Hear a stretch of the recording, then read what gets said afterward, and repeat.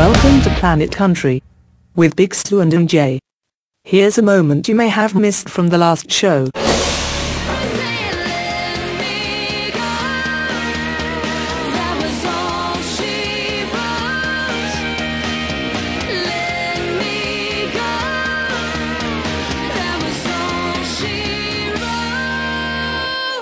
Hey, forgot to mention earlier the Laurie song for the week was Take a Back Road by Rodney Atkins. And, of course, just then we had the title track from Christy Lamb's debut full-length album, All She Wrote.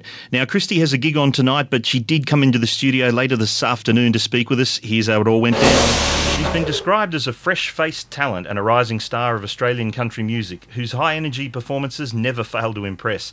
The past few years has seen her perform as the pre-show entertainment for the likes of Pink, Dolly Parton and Thirsty Merc. She's immensely gifted as a multi-instrument musician who also has an amazingly powerful voice. She's no amateur though, she's got a Bachelor of Music to prove it. She recently released her debut full-length album, All She Wrote, which saw the title single reach #1 on the Australian country music radio station chart. Current single, Manhunter, sitting at 8 on the Music Network's official Australian Airplay Country Top 30, and she's the only Aussie female in the top 15. She seems way overqualified to appear on this show, but we're delighted she's here. It's a big Planet Country welcome to Christy Lamb.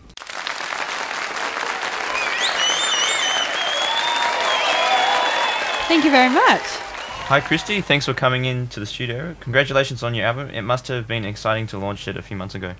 It really was. I had an EP out a couple of years ago when I was 19, and that went really well for me, but I think it's when you launch the first album that it's official and you're really taking it seriously within the industry and you get that respect as an artist as well. So I really wanted to make sure that, yeah, the EP did well, but I wanted to top it for my own self and to make an impact on the industry. In the old days, they were called long players, weren't they? The first sort of full-length record. Yeah, the LP. Yeah, that's right, the old LP.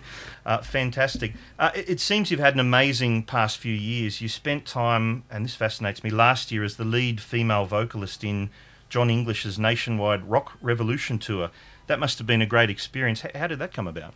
It's actually funny, from my EP, the two singles I released, Mr. Wrong and Invincible Me, off the EP, I co-wrote with Jay Colley and Jasper, and they're actually John English nephews, who I actually bumped into Jay when I was quite young in Tamworth, and we ended up starting up this writing relationship, and John came to Jay and asked for a lead female who can also play other instruments as well for the show, who's versatile, and they put me forward, so that's how that came about. And fantastic. And that was, you toured around the country with it, didn't you? Yeah, we went to, I think, pretty much most states apart from WA and Darwin. I think we went to every other state. Wow, okay. So how long did that last?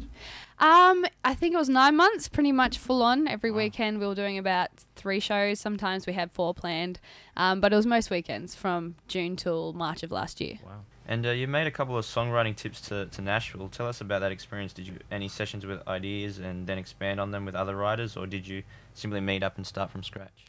I guess with songwriting, for me, I always like to go in with something so that, you know, they don't just think, oh, she's a singer, but she's not the songwriter. I want to, you know, try and back it up a little bit. So I go in with, if you see my papers, it makes sense to nobody, but me, I understand it. Yes, it's like different little lines and chunks here, there and everywhere, and they're all separate ideas, really scattered. But sometimes it's just a title that I really like, and I can hear the type of track or music that should be behind it, and I try and explain that and get that across, and we start from that. Or sometimes it's a whole chorus lyric but no melody. It works in all different ways depending on how you feel with the songwriter. How does the songwriting sort of session work? Because I know in Nashville it's often in threes, is that right? 3 people together, or is it sometimes just a duo? Or? Yeah, it really depends on the people, I guess. I think when you get to writing with some people, like I got to write a song with Skip Black, who also has 2 of his own co-writes on my album as well. But when I was writing with him, he's a Warner signed songwriter, and he preferred to be in 3s. He didn't want more than 3 because obviously then it's going to small, you know, his cut so of the song if it went big time. So obviously the less, the bigger cut he will get. But when you're the artist, how much that's the business say side. Do you have? You know, you're the person that's going to record it. So, you know, is there a clash there? Do you often sort of say, no, hang on, I'm going to sing it, this is how I want it? Or? I guess when you're writing the song, especially, like, I seem to write with a lot of males. particularly, and I've found, you know, when we're writing the song, they're singing this melody idea, and I go, hang on, I can't even pitch that right now. It's way too low. We need to take it up so I can even try it out and see what it sounds like on my voice. And then sometimes, you know, it might not be in the best register for you or something. So yeah, there is that playing around with it, that, you know, male-female songwriting relationship. Dynamic. Yeah. And I read where you won hundreds of vocal awards early in your career. That's hard to comprehend. Was it a case of entering lots of competitions and simply just winning everyone? Yeah. Yeah, pretty much. I started when I was about 11, I think, and I was in a creative and performing arts class in primary school. They kind of brought that side out of me. Yeah, I always liked singing and dancing, but I didn't know if I'd actually be any good at it, and they kind of, you know, encouraged me and saw potential in me, and so I just started to really enjoy it. And it was kind of that branching point of, okay, I'm about to go to high school, what am I going to do? I auditioned for a performing arts high school, but then I had backups of other schools as well in case I didn't get in, and luckily for me I did, and it was kind of my local performing arts school as well, so that was great. But yeah, that kind of sparred on, okay, I really want to get in front of people and perform, but unfortunately, you know, unless you're 18, you can't perform in pubs or anything. So the only other way for young people to really get out there and get that performance experience is through Talent Quest and Eisteddfods and those kind of things. And as your career gathered momentum, the awards and success continued. As an artist, what does it mean to win Most Impressive New Talent and Rising Star Award for females? I guess with those kind of things, when I get nominated or anything like that, you kind of, you know, you're flattered, but you don't want to get your hopes up too much at the same time. So I kind of always play it that way. And then, you know, if you do get it, it's always a nice bonus on top. But I guess particularly with those kind of things, when they are industry-based awards, that means a lot. You know, you're starting to get that recognition from people, or especially, like, even if it's a fan-based award, that's got its own prestige in a way too, knowing that you're gaining fans out there and people actually know you and have heard your music. So it's all for the fans. Exactly. What about where it all began? You must have discovered at an early age, you know, you had musical ability. You mentioned before about starting out. Did you grow up in a musical family? Where did the country side of it come in? I always love this question because none of my family's ever even wanted to be on stage before. Like, never even tried to sing. Or I think my aunties tried to play violin, and my mum said unfortunately it sounded like a cat squealing, so it's obviously not from her side. My dad's got a really good ear though, so I kind of put it down to that. But he's never wanted to sing himself, and he was kind of the big country fan in my family. He'd be playing everything from Johnny Cash to crossover the Eagles.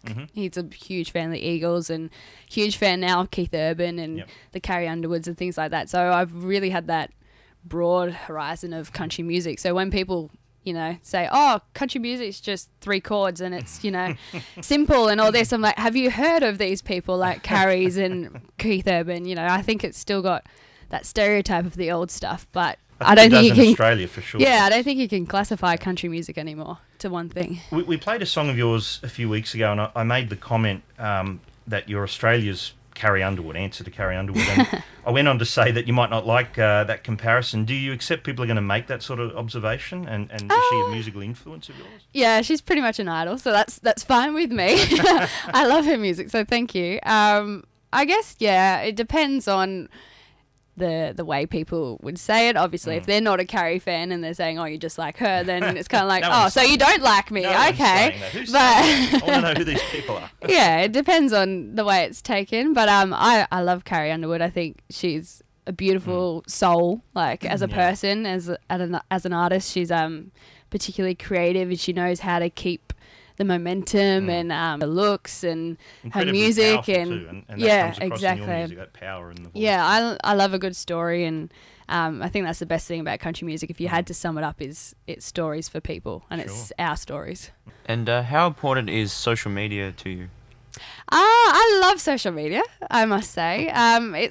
It's great because with Australia, it's such a humongous country in itself, and there's some really remote areas that as country singers we'd love to get to, but we don't get to that often, if we do get to even go to them at all. So there's definitely the fans out there, and that's the way that we can connect with them until we get out there to those areas. And now you're playing some of the big festivals. You're at the Gympie Muster in August, Mud Bulls and Music in October.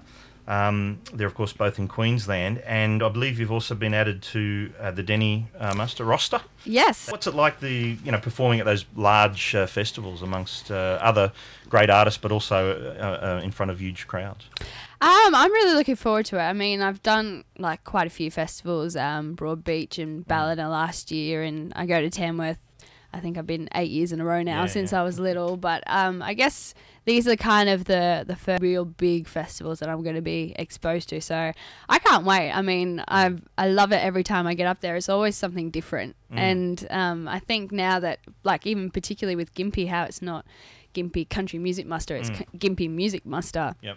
You're just going to be exposed to so many more fans than you would do just normally doing your own country show or your own covers gig or original songwriting showcase. Like, there's going to be so many more people of different varieties to get in front of too. So take away your music, which is great. It'll be exciting. And before those festival gigs, you're performing around Sydney, including this Friday the 27th at the Camden Valley Country Club from 7:30 p.m. Saturday the 28th at the Edamogo Hotel up here in the hills from 7 p.m. Then Friday the 4th of July at the Colonial Hotel Warrington from 9:30 p.m. and Saturday the 5th of July at Parramatta RSL Club from 7:30 p.m. So there's no excuse to not get out and see Christy play in this area, which is great opportunities to listen to Christy. Okay, well, I'd like to thank Christy Lamb, our very special studio guest, for coming in. And, of course, what we do when an artist comes in is we ask them to introduce the song of the week. This is very prestigious. We've spent all the budget, as MJ continues to remind me, on the theme. So once we get the theme out of the way, we'll get you to introduce the song of the week. Now, on Planet Country, it's time for the prestigious Song of the Week.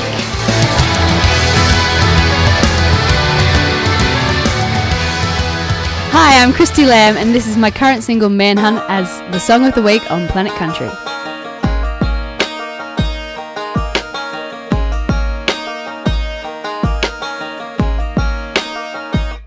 Hairspray, red dress, turn every head at the bar, high heel, check. Game